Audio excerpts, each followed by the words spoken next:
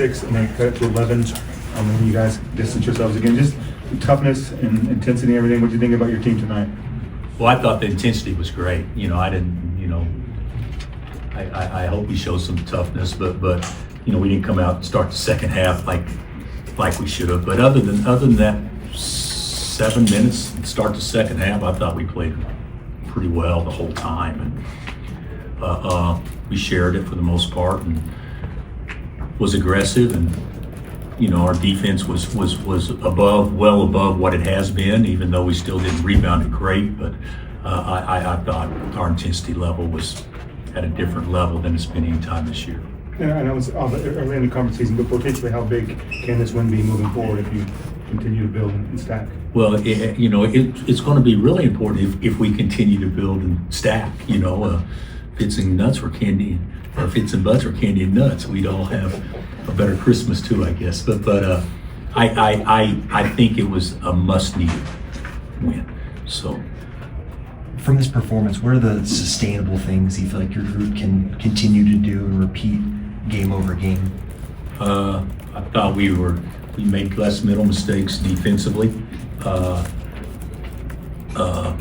actually thought our intensity level was better. The play of the game was Marco getting that 20-80 ball.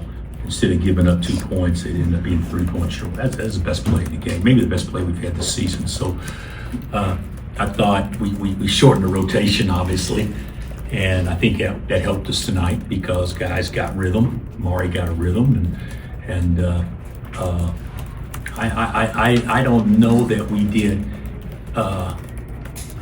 The thing, that's a good question. I would say the one thing that comes to mind more than anything is we were aggressive with Darren in the game, and that's the first time that's happened this year. And there were several instances of guys diving on the floor for loose balls. You mentioned Marco there. Is that the type of energy you're talking about for those 50 moments? Yeah. That was on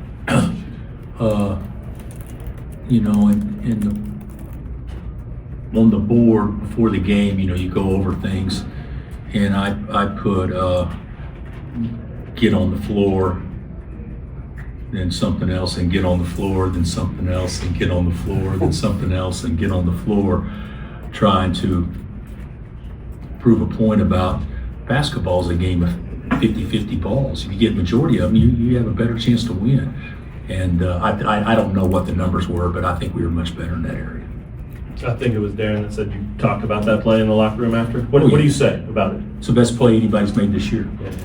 And he didn't get 2 points out of it. Right. So if you guys remember last year, we had a similar play against them when Juan dove, and then I think Flory dove, and then Diggy threw the lob to KJ. A very similar type play in game last year.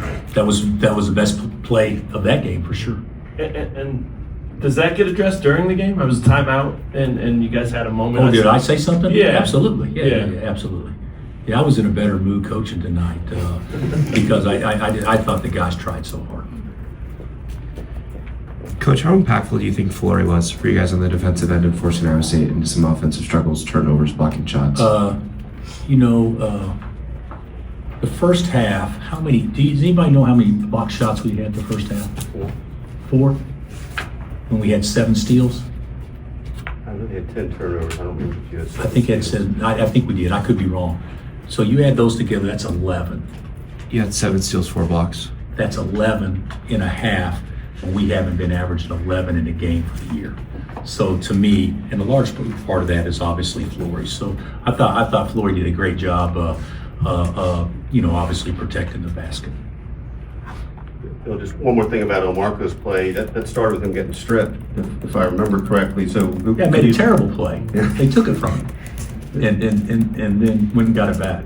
So does that add to that all the more for you, like that it was a moment of? Yeah, well, it's the reason he got stripped was what we talk about all the time. So he turned an obvious negative into the biggest positive of the night. So, but that's the way it should be. Guy misses a block, but you still got to figure out a way to make a play. And he did that at that moment.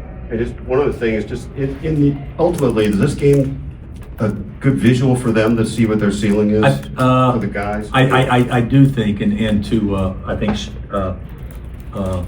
Shay's point, you said it so much more eloquently than but I do think the fact that we needed to see something good happen with all our players out there playing together, because we haven't had that yet.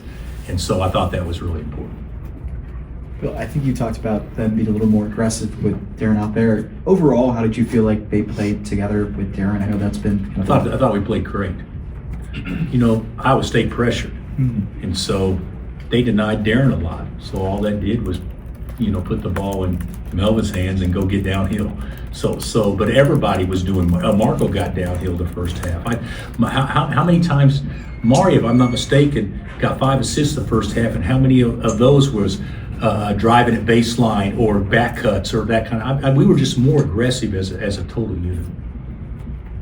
Bill, when you put it together in the off season and you get them in the preseason and you start to picture, okay, here's how this fits. I mean, is this kind of what you envisioned when you know, before you started playing games? This is more what I had envisioned. I still don't think we run our stuff. I still don't think we're an execution team. I still don't think there's a lot of things we don't do well. But if you play turned up, you know, you look twice as athletic as you do as when you don't. And we looked athletic tonight, and you know, we've got an elite player, we got an elite scorer, and even tonight you could see when he went to get his own, he can do some things different than anybody else can do. But the thing about it is, our other guys are good players. We don't need to defer to playing just to him, but we also need to take advantage of him. And I don't think we have found that balance yet, but tonight was the closest thing to it. And then just being able to execute a game plan, maybe how difficult has that been recently, and what did you see tonight? Well, you know, Darren still hadn't finished a game this season. You know, he was closer tonight. You know, he made it to the 5-minute mark or whatever, but he still has, or 6-minute mark, but he still hadn't finished a game. I actually, I think we're so much closer, but it is a challenge for the guys to play to him, and this is what we want, and we're going to play to him, and then you change how you play and how you think when one person's in the game, and I don't think that's how you coach. I think you coach a style and you play to the style regardless of who's in the game, and we just haven't been doing that as much. So hopefully it'll be a positive force. But the bottom line is we need everybody for us to have a chance to have the best team that we can. But everybody needs to understand that different guys have skill sets, and I just think we played to our skill set far better tonight than what we have been. Could he have finished tonight? He told me I can go if you really need me, which tells me no. But was it bad, CJ? No, it wasn't bad. He was like, if you don't need me out there, I'm not moving as good as I was earlier. Let somebody else finish it off. So it wasn't a bad, I'm cramping, I got to come out. It was more like, I'm not quite whole right now. So, you know. When you recruited Trey, did you envision him shooting it as prolifically as he has? No. What did you make of tonight? I thought he shot it unbelievably well. I think the ball with Trey sometimes sticks, but I think how many threes he made tonight? 5. 5, and he got a 3-point foul too. So we thought he was a great corner 3 shooter, but we didn't know he would shoot it consistently like he has so far. What'd you think of Al coming through time and again? I thought he was, he made 2 big ones and then hit the floater on the baseline and got big offensive rebounds, and he had 6 dimes and no turnovers. I mean, he had a perfect stat line for a guy off the bench.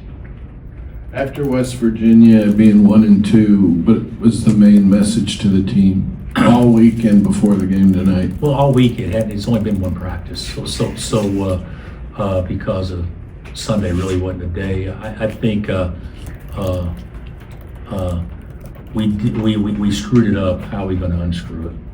Basically, maybe I didn't use those words exactly, but I think the whole thing is hey, this is the situation, and there's a lot of season left, and I use the football analogy too, about there's time to catch up, but we have dug ourselves a situation where, you know, we don't have much more time to wait. The margin for error is less and less as we move forward.